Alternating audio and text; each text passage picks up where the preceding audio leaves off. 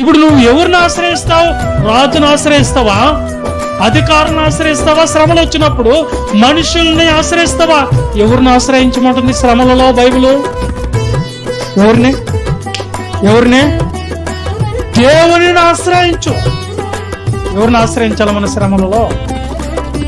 ఏం దొరుకుతుంది దేవుని దగ్గర పోతే? ఏం దొరుకుతుంది దేవుని దగ్గర పోతే? మన శ్రమలలో, ఒంటరి జీవితంలో, మన యాత్రలో, ఎదురాడుతున్నటువంటి పోరాటాలలో, మన చుట్టూ ఉన్న పరిస్థితుల్లో, మన సమస్యలు మనల్ని చుట్టుముట్టినప్పుడు, సమస్యలు మనల్ని కృంగదీసినప్పుడు, సమస్యలు మనల్ని కన్నీళ్ల మధ్యలోనికి నెట్టుకొని వెళ్తూ ఉన్నప్పుడు, అందరూ మనల్ని చెయ్యి విడిచిపెట్టినప్పుడు, లోకమంతా మనల్ని విడిచేసి వెలివేసినప్పుడు, నిందన పాలు చేసినప్పుడు, అవమానాలెల్లా మన మీద ఇసుమ వలె కక్కినప్పుడు గుర్తు చేసుకో, నిన్ను ఎవరు అంగీకరించకపోతే కూడా అదే దేవుని దగ్గరకు వచ్చి చూపు.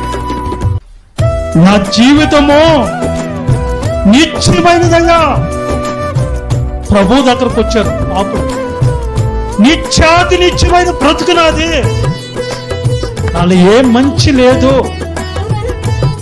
చెడ్డదాన్ని చెడ్డవాడినయ్యా. నన్ను ఎవ్వరు చూసినా నన్ను ఎలివేశారు, నన్నంటూ ఎవ్వరు ఇష్టపడరు, నా మాట ఎవరు వినరు, నన్ను చూసే వాళ్ళు కూడా దూరపు చూపులు చూస్తారు.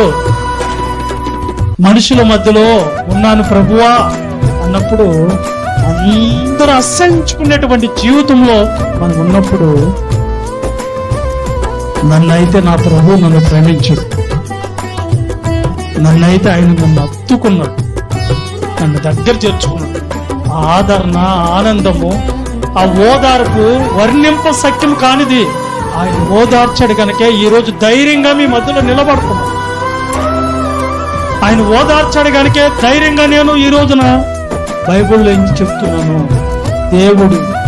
దేవుడి చెంత చేరండి, మీ చింత యావత్తు ఆయన మీద వేయండి.